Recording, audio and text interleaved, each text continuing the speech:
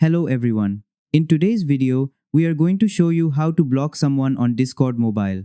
Now, if you want to block someone on Discord and you don't know how to do it, here I will show you the easiest process. So to block someone on Discord, first you need to open up a Discord.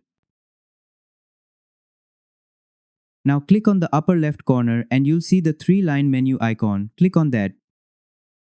Below you can see 5 options. Just click on the man icon, which symbolizes hello. Now click on the profile. And there you can see 3-dot option on the right side corner. Click on that. Now you can see there are many options and on the top you can see block option. Click on that and by this process you can basically block someone on Discord. That's it. That's how to block someone on Discord mobile.